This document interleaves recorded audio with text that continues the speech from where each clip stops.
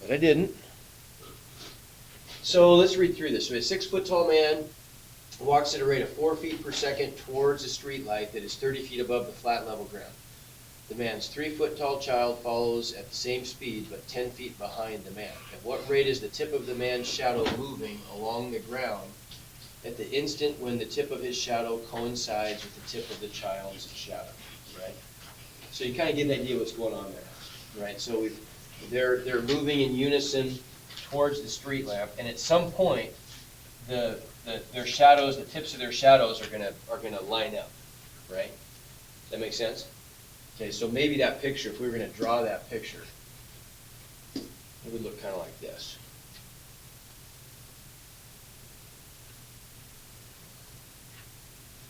We got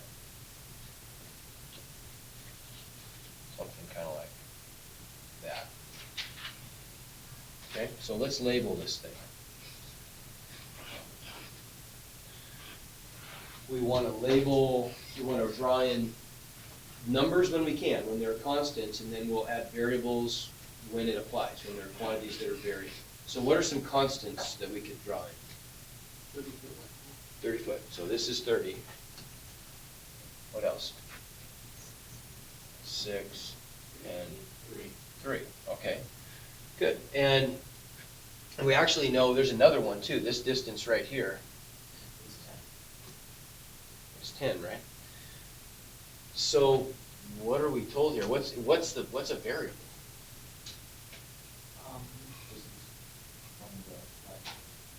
Okay, distance from the light post to, let's say, the man, how about? Because don't they tell us the man is walking at a rate of 4 feet per second towards a street lamp, right? So we got to call that x, how about? So this distance right here,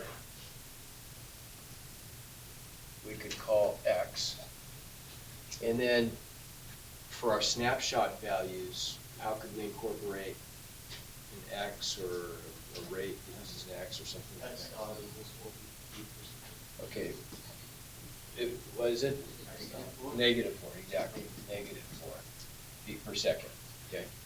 And so remember that, so we can see right away that if we're measuring distances always in feet, right, and we're measuring all our time in seconds, right? Okay, so that's really the only thing that we're given, because they don't even give us directly how far he is away from the pole. What are they asking about? The height of the shadow. The shadow, and child's walker. Okay. Okay, but what is it that we're actually trying to find? That's the instant, that's the snapshot that we want. That's the frame in the movie that we're trying to isolate. The rate at which the shadow. Okay, the rate at which the tip of the man's shadow is moving. Okay, so that's going to be, this is, you can kind of see that this is where the shadow is cast. Everybody agree? So this is the length of the shadow, but they're not really asking about the length of the shadow, are they? They're asking about how fast the tip of the shadow is moving. Okay, so there are multiple ways that we could define that variable. We just want to pick the easiest way. Well, what's the variable that's going to relate to how fast the tip of the shadow is moving? Okay, so how fast the tip of the shadow is maybe approaching the pole. That might be a good way to do it. So let's call that, we call it y or something. Maybe y is a bad one. How about if we pick like s for shadow? So then we're going to say that even though this isn't technically, even though that's technically not the length of the shadow, all we're trying to do is figure out how fast the length of the shadow, or how fast the tip of the shadow is moving, and so we could call that s. We're measuring the position of the tip of the shadow relative to something that's stationary like the post, right? And then really what they're asking about is just s dot, right? Everybody agree? Okay. So we've got to come up with some kind of a parent equation that's going to relate x's and s's. So what do you think?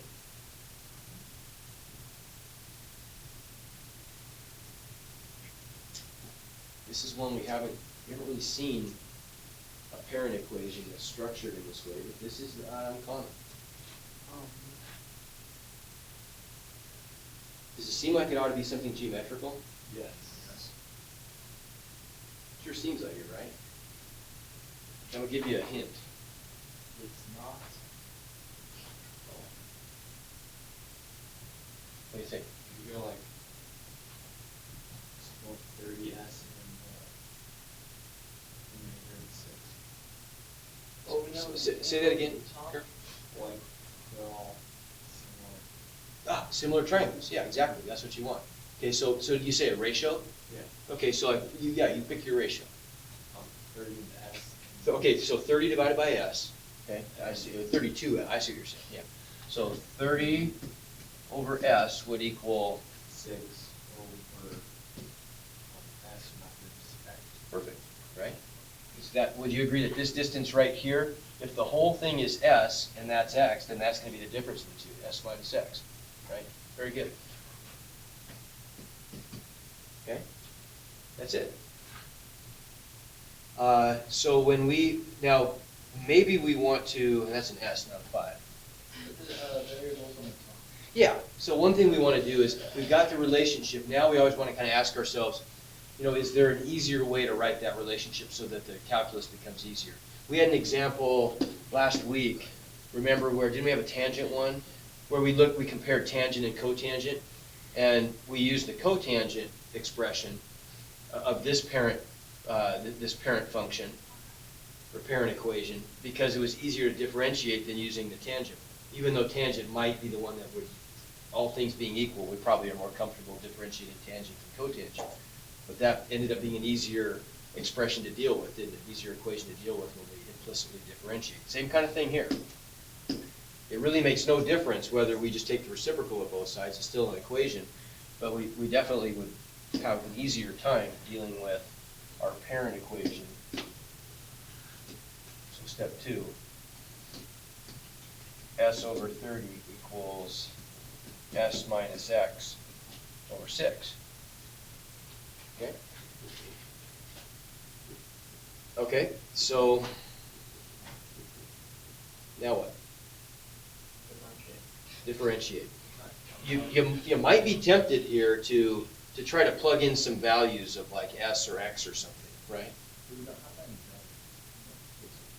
values. No, you don't, and we probably could find some values, because we know that if this is 10 feet away and that's 3 feet, we could probably start to put some stuff together then, right? We could probably start to think about creating, but the question is, do we need to? No. I wouldn't do it unless you knew you had to, because it turns out in this case, you're gonna see that we don't even need to. When I differentiate, am I gonna have any S's or X's left in my differential equation after I differentiate? No. No, right? So we don't even need that stuff, so don't bother.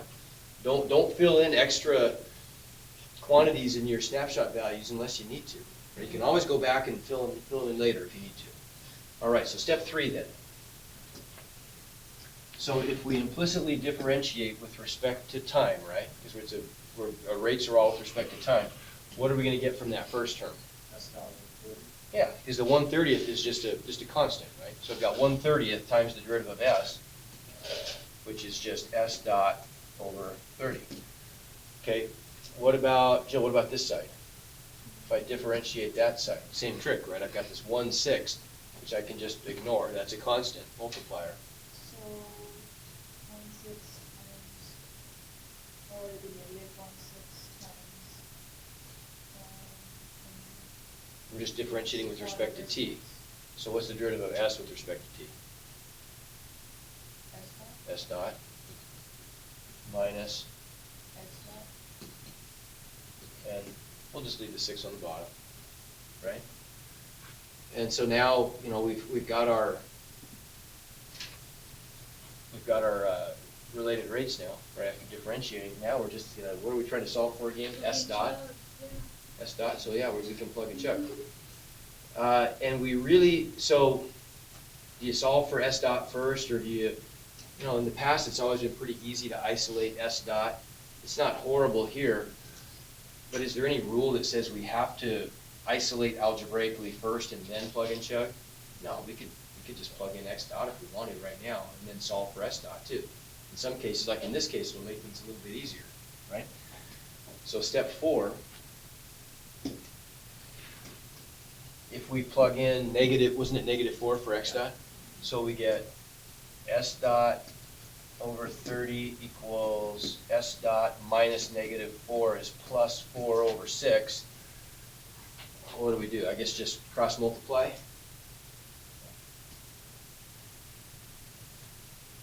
Maybe we could, how about if we multiply each side by 6 right away? Or why not 30? And just make that, okay, or just 30. We can just multiply by 30, good idea.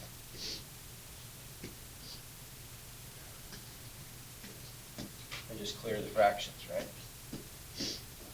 So those cancel. I get s dot equals 30 over 6, ends up being a 5. I'm going to distribute.